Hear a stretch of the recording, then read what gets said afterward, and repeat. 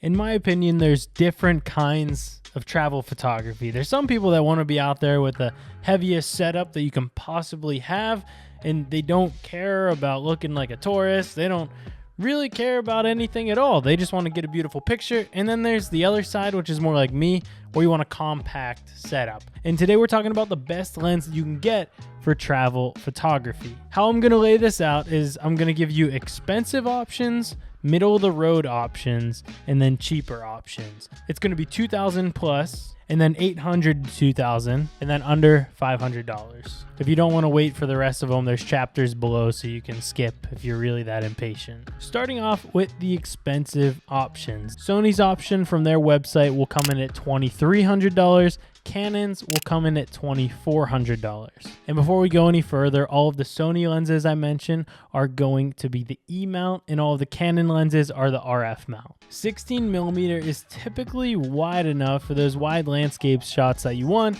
You don't want anything wider than 16, or else you get that bowing around the edges. You get this weird distortion. And then with the ability to zoom into 35, it's not tight, but it does give you the option if you want to take portraits of somebody. The next expensive option is my favorite lens and would be my go-to lens. It's the 24-70 f2.8. Now, Canon also released an option which is a 24-105 f2.8.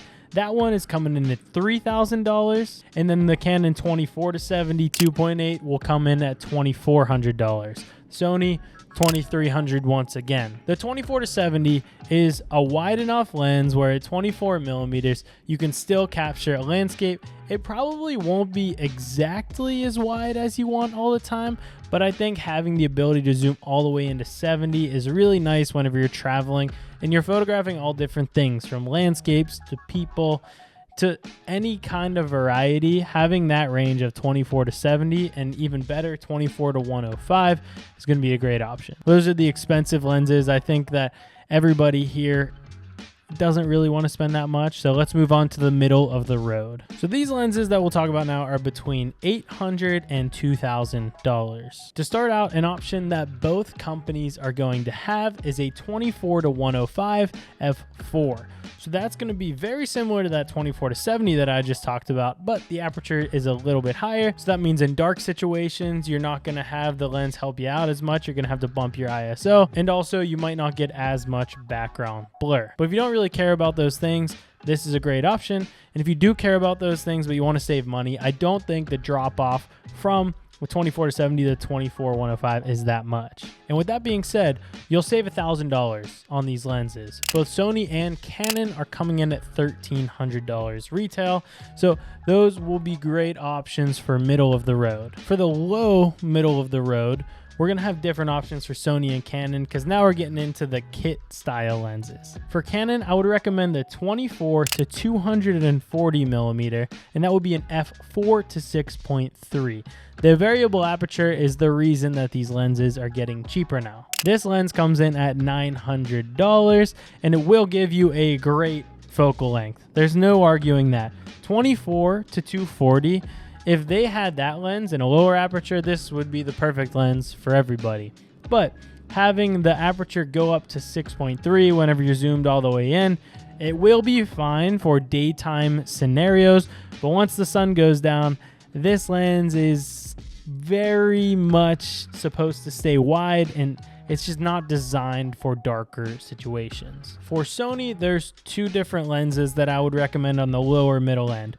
First one, similar to that Canon lens that I just mentioned. This one comes from Tamron, which is a Sony partner company, and it's a 28-200mm f2.8 to 5.6. Another honorable mention is going to be the 28-75mm from Tamron. Once again, this is an f2.8, which is amazing, and it's $800. So that's going to save you quite a bit of money if you're getting a Sony lens, but this one will be Tamron. So it's not quite as nice in the build quality as that Sony 2.8 lens that I mentioned before, but the price range difference is very hard to argue of why you should get the G Master lens instead of this. Now let's talk affordable lenses. All of these lenses will be coming in at $500 or below. First one we'll talk about is a Canon lens. This is actually the first travel lens that I personally bought.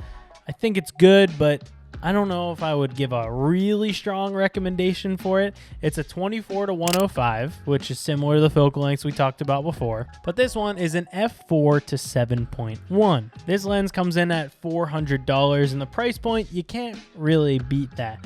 $400 for a nice lens is going to be great. But with this lens, you will run into the same problems that you ran into with the other variable aperture. Whenever you zoom in to 105 millimeters, you're going to be at 7.1 aperture.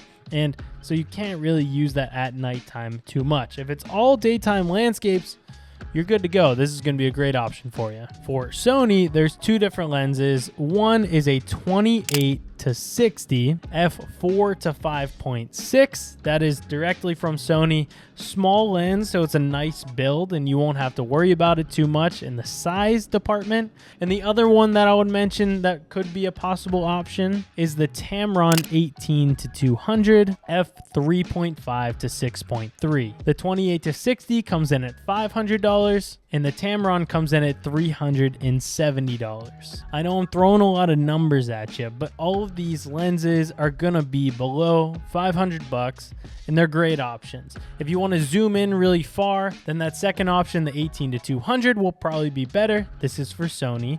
And if you don't want to zoom in that far and you want more of a smaller build, then the 28 to 60 is what I would go with. Honorable mentions that if you know what you're doing, you will understand what I'm saying here, are some different prime lenses. Canon, you can get a 28mm or a 35mm. The 28 will be an f2.8 and then the 35 will be an f1.8. Two great prime lenses that are coming in pretty cheap. The 28mm is $300, the 35 is $500. And then for Sony, you can get a 35mm or you can get a 24mm prime. Same thing as the Canon, just for a different body. I personally, on my Canon R5, when I was on my trip to Southeast Asia, had the 28mm 2.8 on my camera 99% of the time. Like I said, I like a small build for a camera and the lens. If I can keep it small whenever I'm doing my day-to-day things, especially with travel, I'm gonna do so. I don't like carrying around a big hunky 24 to 70 all the time whenever I'm not shooting professionally. Now take my opinion with a grain of salt because this is all my personal preference, but if I was gonna pick a lens for myself from each of the ranges that we talked about, for the expensive range, I would go with the 24 to 105 f2.8. Having that extra focal length is going to be really nice and just come in handy. It's the same aperture, so nothing changes there. In the medium range, I would go with the 24 to 105 f4. Same lens I just talked about, but just a little bit worse aperture. And then the affordable category for myself, I would go with the 28mm 2.8. I don't mind having a fixed focal length. I don't mind having a prime lens because I don't need to zoom in all the time. But if you think you'll find a need to zoom in all the time, I would go with that 24 to 105 and just deal with the aperture problem. Crank the ISO. Most of the cameras these days are so good in low light, so it's really not going to affect you that much. Overall, I know this was a very tech-heavy video, and I threw so many numbers at you, but I hope it helps you if you're going on a trip soon. I do think that every single lens that I mentioned here will get you a good quality image if you know how to use your camera correctly, of course. But if I was taking all of these lenses on a trip, I think I would be able to get some photos that I would be proud of for the rest of my life looking back on them. Thank you for watching. Subscribe if you're not already, and I'll see you in the next video. Peace.